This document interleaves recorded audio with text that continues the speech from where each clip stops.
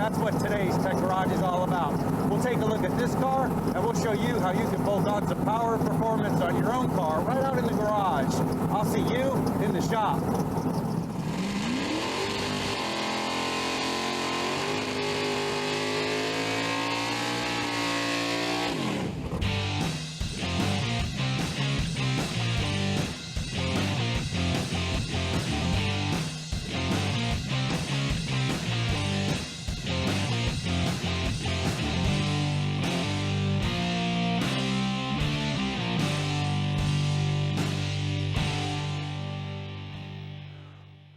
Welcome to Tech Garage, presented by Advance Auto Parts. Today it's all about power and performance. We're talking about terms like horsepower and torque, which this car has plenty of. This car started out as a 351 Ford Windsor small block, and now with it bored and stroked, it's pushing about 407 cubic inches, and it's using single stage nitrous. This car runs in the Ultra Street class. It runs high fours. I know what you're thinking, high fours? Well, it's an 8th mile car. It's even doing it on radial tires. This season, we have with us Brian Gregory. Now, Brian Gregory, you're an avid car guy, and I know you like to get up under the hood. What can you tell us about bolting on some power to our daily driver? I do love working under the hood, John. And when you first look at this bolt-on power, many of you are saying, performance exhaust. I've done that. Maybe you're seeing the cold air intake saying, you know what, I've considered doing that, or I've done that. Some of you have even reprogrammed your daily driver to get more power. We're definitely bolting on some power today. The real magic is in how John is going to explain that for us. Truly dissecting torque and horsepower, things like volumetric efficiencies and stoichiometric pressures, and what that really means in your power equation. So that's what I'm fired up to do, is bolt on power, but really for John to teach us all about torque and horsepower. Now, it's all about getting the air and fuel mixture into the cylinder and getting it out. And one of the first terms I want to talk about is volumetric efficiency. Now, volumetric efficiency is pretty easy to explain. If you come over here with me and you see this piston. Now, this piston, when it's on its way down, what's happening is the intake valve's opening and it's allowing that charge, that air-fuel mixture, to come into the cylinder. Now you see this area right here? Now depending on how much it fills that area is a percentage of volumetric efficiency. If it filled it up completely, that would be 100%. But see, that's not very likely because we have limitations of valves, intakes, and other things that are going to stop it from filling up completely that the manufacturer has in there. Now our cold air intake is going to address that issue. It's going to allow our air to flow, come in there, fill that cylinder more, raising our volumetric efficiency, and also is going to allow that cold, dense air to come in there to where we can mix the fuel and get a bigger charge. Now really the only way to get over 100% volumetric efficiency is the supercharger turbocharger. Stay tuned to that. We'll do that in a later episode. Now also that programmer is going to affect timing. Well, what's timing? Is that piston's on its way up. Right now it's going to fire. That's during the power stroke. It comes all the way up, the spark plug fires. Now if it advances a little bit, like right now before it gets up to the top, that's called advanced timing. If we start going the other way, that's retarded timing. Now that program, once again, is going to tweak some of the manufacturer settings and let us get a little more timing, a little more spark advanced here so we can get that explosion happening a little earlier, a little better burn, and a little more power. Once that happens, it goes down, it has to go out. We'll talk about an exhaust system later. Now, a couple other terms I want to talk about is horsepower and torque. Now, horsepower is the definition of measurement of work, and so is torque, so they're a little confusing, but I think I can illustrate it for you. Horsepower's definition is actually 33,000 foot-pounds per minute for 1 horsepower. So if I was to pull this up and down, now the rate I pull it up and down, that would exemplify horsepower. Now torque, on the other hand, that's twisting force. It's work, but it's twisting force. Think about horsepower in a circle, the wheel. When I start pulling on this torque wrench, I actually start to increase torque. Now it doesn't matter the time. You can throw the time out the window because that's not a factor. 27 foot-pounds of torque is going to loosen the bolt if it calls for 27 foot-pounds. Now if I take this up here, the cylinder head, the ability for me to move it up and down, that's a really good illustration of torque. The rate I do it, that's a good illustration of horsepower. And that's actually what our cold air and exhaust is going to do, increase both of those. Now, I'll take my nut here, crush it. I'll pick through some of this roughage. Why don't you go get a snack, and we'll be back with more Tech Garage in a minute.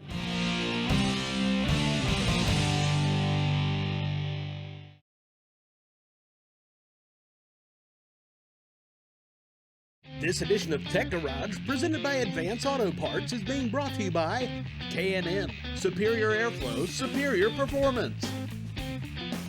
IA Coatings, over 50 years of experience in the performance coating industry. Steel Rubber, quality crafted rubber parts and weather stripping. And by Advance Auto Parts. Let's get you back to the garage. Welcome back to Tech Garage. Now it's time to get you back to the garage. Brian, looks like you're about ready to get to work. Absolutely. This is pretty basic, but let's face it, folks. There's really two driving factors that decide how much bolt-on power you'll put on a daily driver. You may or may not keep this vehicle for a long time. Those two factors are typically budget and time. Now, we are focusing on the basics today, replacing the factory airbox and air intake system on our 09 Ram. Pretty standard stuff. We're going to replace it with a K&N cold air intake that many of you have actually done this project before. Not hard to do. But before we do that, John's got a fancy scan tool over there, and I'd like to do a little benchmarking. We're going to take a reading on the mass airflow sensor before the new air intake, and then again after, and we're going to show you the difference. So I'm going to button this back up, and Chase, go ahead and fire it up. Now there's two things we want to look at. You may not have a fancy scan tool like this one, but you know most scan tools will have these data. Now the first one we're looking at is right in the middle of the screen. It's the mass airflow sensor. What the mass airflow sensor, it's reading in grams per second, and it's looking at the air that's coming in. Now you heard of cold air intake, and you're probably thinking cold air. Well, we're also talking about getting the air in with no restriction, and that's also cooling it down because you don't have any kind of binding up of the air and causing heat. Now our mass airflow is reading about 13.7 grams per second. Go ahead and nail it. And you can see it got all the way up to about 27 grams per second. Now there's two things we want to look at. You can go ahead and shut it off. I also want to go over here and look at the temperature. So we can come over here to the sensor information. And you see there on the left-hand screen, you have the ambient temperature and the intake 78. Now, this car is cold. It's really not indicative of what you'd be driving down the highway, and it'd be a lot hotter as far as the intake air temperature is.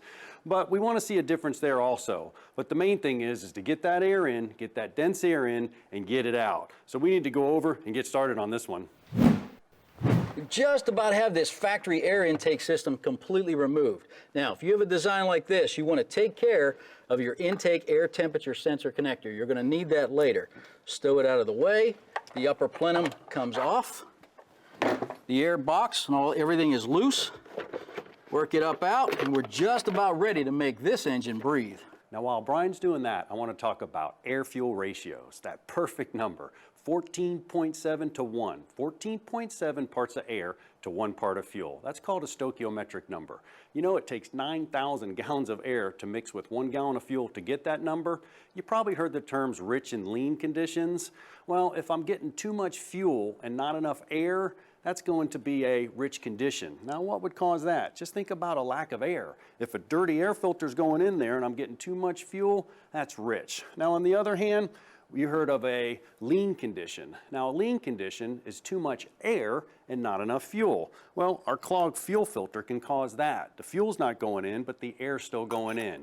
Shops and technicians use this, and if you have a scan tool, this is an awesome way to tell what's going on with your car. It's called short-term, long-term fuel trim. What the computer does, it actually varies the fuel. And you can see my chart right here.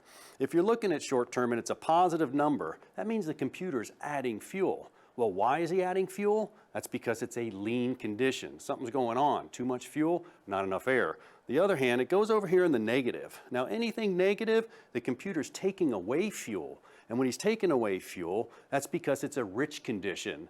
So by just knowing these numbers, you can determine if your cars are rich or lean, and you can figure out any of the problems. Now, let's see what's going on with Brian and how far he got along. With the collar installed at the throttle body, we're just about ready for the new wind tunnel. Couple things to consider. We had to make provision for the PCV valve, which we used a new tube, marries up to the existing hose, we're good to go. We had to drill our own hole for that intake air temperature sensor we talked about earlier. Don't over drill this hole. You want a good tight fit. You don't want this guy rattling around in there. This looks really good. Marry it up, slide it in. I'll come back and make connections in a minute. We'll make sure this is supported properly. The next step, the cone filter. Now we're going to start making this thing breathe a little bit and start to bring it to life. Coming up next on Tech Garage, brought to you by Advance Auto Parts, the exhaust system. then we're going to see a big difference. An air-fuel ratio of 12:1 would most likely indicate which condition. A clogged air filter, B, a clogged fuel filter, C, clogged injectors, or D, a weak fuel pump. The correct answer is A. 12 parts of air in 1 part of fuel would indicate a rich condition. A clogged air filter would result in more fuel than air.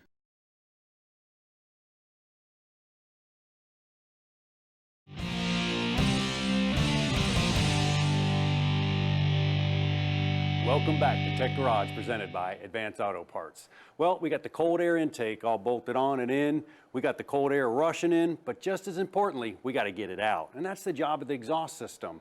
You've probably seen a muffler before. Well, we actually cut this one open so you can see inside, and we can show you exactly what it does. It's obviously going to muffle the sound. That's one of its jobs. But there's a series of baffles and resonators. The exhaust comes in, it runs through all these little tubes and passages, and eventually, after all the vibration, the noise, the harmonics, and everything, it's going to come out this side, and then it's going to go to the tailpipe and exit. You also got some hangers here that's going to support it. These are rubber, so you don't get any vibration up in the cab. Now, our exhaust gas is going to do a lot better job. Quiet the sound, but let it flow. You probably heard the term headers before. Well, I got a set of headers right here. Headers actually allow the exhaust to flow out real smoothly, but what a lot of people don't know, a good set of headers will actually time the exhaust pulses. So when one goes through, the other one's right behind it. Well, what does that do? That's actually going to help draw a vacuum. Well, remember volumetric efficiency? We're taking the charge and we want to get it out of the cylinder. If we can get out of the cylinder, we can fill more. So as each one of those pulses happen, I'm drawing the air out and pushing out at the same time, getting better volumetric efficiency. Our exhaust is going to help us do that. Now, Brian's taking the old exhaust off. But just about have this factory exhaust system ready to come down, John. One more piece here. We've gotten everything loosened up. Now, if you're tackling a project like this in your driveway, a lengthy, heavy system, couple tips, small things that mean a lot. Number one, the right tools, PB blaster and a good set of channel locks. We actually hit all the threads and the nuts last night in anticipation of this work. Made a huge difference when it came time to loosen them. If it's a big, heavy system, get a buddy to help you so you don't hurt yourself or the underneath of the vehicle when you set it down. Now, I've broken this into components and we're going to take the smallest possible pieces out one at a time, but I still need a hand. So John, could you give me a hand and help me get this guy down? Yeah, let's go for the tailpipe first. Okay. All right. Coming your way. Got it, thank you. Get the second section here. Muffler, it's a big heavy one from Dodge. MagnaFlow is going to be a lot lighter and a lot better performing. Go up your way. Yep, there it goes. Got it.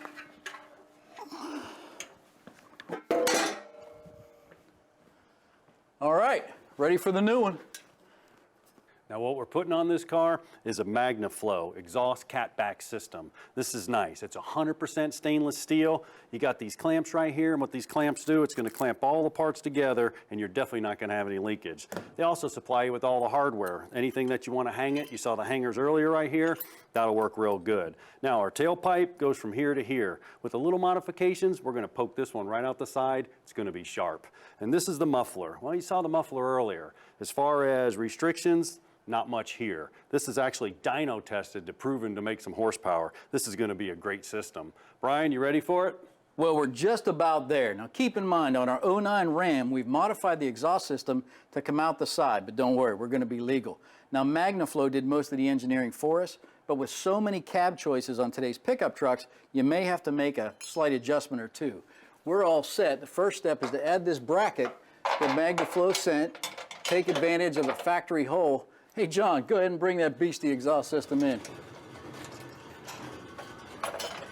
Looks like you about got it, Brian. You know, I got the clamp slipped on, almost ready to go. All we got to do is put this muffler up and then hook the tailpipe up. Take the muffler and just slide it onto the outlet pipe. I'll go ahead and get it in this hanger here. Matches right up with the factory hanger. All right. Just leave that a little loose and we'll go ahead and put the tailpipe right up to it. This will be perfect. I'm going to leave this a little bit loose so we've got some adjustment on the tailpipe. Awesome. I got the clamps on. You give me a hand there. Great. Come right out the side under there. Come right out. Slide this meet this to the exhaust system. Good. Good. Yep. All right. PB blaster on that too. Sure never hurt anybody. Perfect. Okay. Now all we need to do is go through, make some fine tune and adjustments, tighten up the clamps, and we're about ready to hear this thing roar. We got clearance everywhere. It's going to be awesome. It is going to be awesome.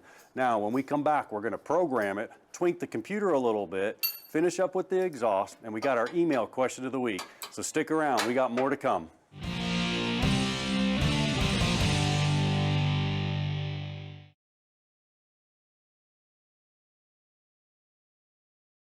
This edition of Tech Garage, presented by Advance Auto Parts, is being brought to you by Dustless Blasting. It's the future of surface preparation. Extreme Polymers. Experience extreme performance. K&M. Superior airflow, superior performance. And by Advance Auto Parts. Let's get you back to the garage. Welcome back to Tech Garage. Well, we got our cold air intake installed along with our MagnaFlow exhaust. We're getting it in and we're getting it out. And we also increase volumetric efficiency on this engine. Now, if you recall earlier, we looked at the mass airflow sensor. That's right here. That was the grams per second. Now, what we can do, the moment of truth, we can go ahead and crank this up and see if there's any difference. But keep this in mind. This truck's a drive-by-wire. The RPM may not be exactly. This is not an exact science, but this will definitely show us a difference. And if we don't see a difference, I know we're going to hear one. Go ahead and crank it up. All right, go ahead. We got about 13 at idle. It's looking a lot better than before. Go ahead and nail it. Wow. That's great. Shut it off. Not only did it sound good, we're talking about 56 grams per second. Now, there's a lot of variables in that because it's revving up faster, we got the exhaust going out, but still, we definitely proved the difference. We got one more tweak to make, and what we're gonna do is we're actually gonna program it so we can take that air in and get it out and use it efficiently with the computer parameters. And inside the truck, Brian, why don't you handle that? Okay, the next step is to disconnect the Genesis scan tool and make room for what will ultimately be our Bully Dog programmer. Now, follow the directions. People can get confused, you can get intimidated, you think, wow, I'm actually changing settings within the vehicle's computer system. Yep, you are. But Bully Dog has done a lot of this engineering and taking care of it for you. Just follow the directions. Another tip, make sure your battery is fully charged before you tackle this install. Things like your accessories being on can drain battery power during the install process, ultimately affecting what gets downloaded to your vehicle's computer system. Follow the directions. They've made it very easy. You also have to make decisions like, where do you want your heads-up display? Do you want it integral in the A-pillar? Do you want to use a suction cup mount, which is what we like, because we can decide, do we want it down low or up higher on the windshield so that it's not in our preferred line of sight. That also can be your choice. Now, easy to do from here. We've got a power and control box that we'll put up around the steering column somewhere. We'll fasten it in so it's nice and secure. Bully Dog told us, first, run our power from the fuse box in the engine bay, which we've done. They gave us a spade. It was easy to piggyback power, no problem. We also have an HDMI cable that goes from this control box up to our heads-up display. We've already run that cord. So next step, get the Bully Dog display up and running. First, we connect our power to the control box. Next, the HDMI for the display up at the Bully Dog control box. Finally, the OBD2 connector, very straightforward. Make sure you get a good connection. Then I want to come up and install the Bully Dog screen. Plenty of slack on this HDMI cable. Allows us for another good connection. And you heard a beep. We've got power. We're officially talking to the vehicle's computer system, and we've got all the power we need to start installing more power. In the meantime, while I finish this up, hey John, let's take a look at the email question of the week. John, Jake from Tampa emailed us this week, and he's got an 06 Silverado that's just lacking power. It's got 72,000 miles on it. He replaced the air filter, he replaced the plugs, and the problem persists. What advice can we give Jake? That falls right in line to what we talked about today. That perfect fuel mixture, 14.7 to 1, stoichiometric. Starts going up, lean, starts going down, rich. Got two good examples for you. Here's an air filter. Now, Brian, they look pretty similar, don't they? Sure do. They do, but what happens when you pop your top off, this is what you're looking at. This is actually the business end. So a good illustration here is, if I run a flashlight through here, you can hardly even see it. Yeah. Okay? Then what I do is I take the new one and run it through, and you can see that shining bright. Yeah, so that's gonna restrict the air. If I'm restricting the air, that means that I'm getting more fuel. This is gonna cause a rich condition. What do you got over there? So, fuel filters, these are pretty common fuel filters you'll find on today's vehicles. Same principle, these guys get clogged. They do a tremendous amount of work. They flow a lot of fuel all the time, all day, and they get clogged, and they build that up over time. You can see that it's dirty to the naked eye, especially when you compare it to the new one. Interestingly, this one's much heavier. I can feel the contamination and dirt in here. This is easy to change with the right tools. You got to keep in mind, this fuel pump is only capable of so much volume and so much pressure. So a clogged fuel filter is absolutely going to give you a lean condition. That is a lean condition. Now I got a good example. Remember that short-term, long-term fuel trim?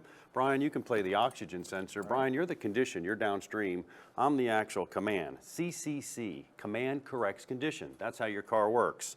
So if I'm going down the road, I have this leaking injector, stuck open injector, I'm pouring fuel down there. What's happening down in the exhaust stream? I'm going to have a rich condition. It's going to smell like fuel. It is. That's exactly what's going on. And then over here, the computer is going to take it away, negative number. Now, on the other hand, I got a cracked vacuum line. Air's getting in there, that's not supposed to get in there. What's happening? That's going to be a lean condition. A lean condition, the computer's going to add fuel. Exactly what's going on, that plus and negative, what we talked about today.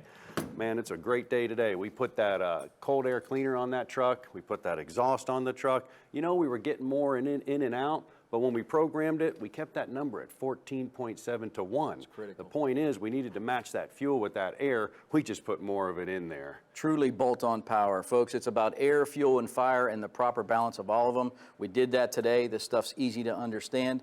Jake, that's probably what you need to look into to see if you've got the power issue solved. Great day today, but we look forward to seeing you next week. From our garage to your garage. Thanks for watching Tech Garage. Production assistance for Tech Garage is provided by Chipola College, located in Marianna, Florida. Founded in 1947, Chipola College has a current enrollment of over 2,000 students. Chipola was recently ranked as one of the top 3 community colleges in the United States.